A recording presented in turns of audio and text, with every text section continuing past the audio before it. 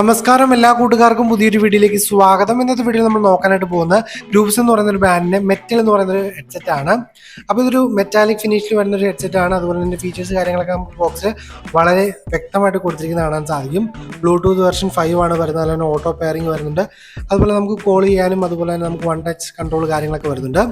Box open ചെയ്യുമ്പം ഒരു വലിയ പ്രീമിയമായ പാക്കിംഗ് ആയിട്ടൊന്നും എനിക്ക് തോന്നിയില്ല. ഒരു ആവറേജ് ബോക്സിലാണ് വരുന്നത്. അപ്പോൾ എന്താണ് നമുക്ക് ഹെഡ്സെറ്റ് കാര്യങ്ങളൊന്ന് പുറത്തെടുക്കാം, അതിന് ശേഷം നോക്കാം.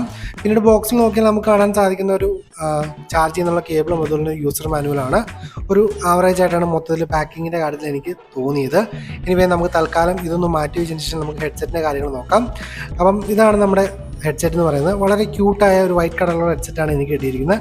നമുക്കൊരു മെറ്റാലിക് ഫിനിഷിൽ കാര്യങ്ങളാണ് വരുന്നത്. നമുക്ക് വളരെ ചെറുതാണ്. അതുപോലെ നമുക്ക് ഈ ബോക്സ് ആണെങ്കിലും വളരെ ലൈറ്റ് വെയിറ്റ് ആണ്. അതുപോലെ തന്നെ വളരെ ക്യൂട്ടുമാണ്, ചെറുതുമാണ്.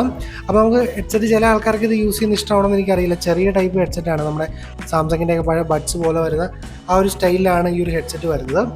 അപ്പോൾ എന്താണെങ്കിലും സൈസ് ചിലവർക്ക് ഇഷ്ടപ്പെടും, ചിലവർക്ക് ഇഷ്ടപ്പെടില്ല. എനിക്ക് പേഴ്സണലി അത്ര ഈ ചെറിയ സൈസിനോട് താല്പര്യമില്ല. 1699 രൂപയാണ് ആമസോണിൻ്റെ അത് റേറ്റ് വരുന്നത്.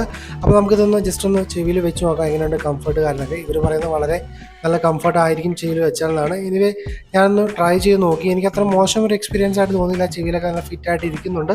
ചെറിയ രീതിക്ക് നമുക്ക് ഓടിയാലോ ചാടിയാലൊന്നും പോകില്ലാത്ത രീതിക്ക് സെറ്റായിട്ട് ഇരിക്കുന്നുണ്ട്. പിന്നെ എൻ്റെ സൗണ്ട് ക്വാളിറ്റിയെക്കുറിച്ച് പറയുകയാണെങ്കിൽ നമുക്ക് പാട്ട് കേൾക്കാനാണെങ്കിലും ഫോൺ വിളിക്കാനാണെങ്കിലും അടിപൊളി സൗണ്ട് ക്വാളിറ്റി ആണെന്ന് തന്നെ പറയാൻ സാധിക്കും. പക്ഷേ ഗെയിമിൻ്റെ കാര്യത്തിലോട്ട് നോക്കുമ്പോൾ എനിക്ക് അത്ര ഒരു എക്സ്പീരിയൻസ് നല്ല ഇതിനകത്ത് കിട്ടിയില്ല.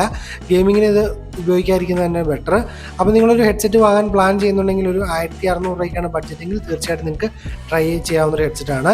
അപ്പോൾ ഇതിൻ്റെ ലിങ്ക് കാര്യങ്ങളൊക്കെ ഞാൻ താഴെ ബയോയിൽ കൊടുത്തേക്കാം. തീർച്ചയായിട്ടും താല്പര്യമുള്ള ലിങ്കിൽ പോയിട്ട് പർച്ചേസ് ചെയ്യാനായിട്ട് ശ്രമിക്കുക. നാളെ മറ്റൊരു വീഡിയോയിൽ കാണാമെന്ന് പ്രതീക്ഷയോടെ ബൈ ഗൈസ്.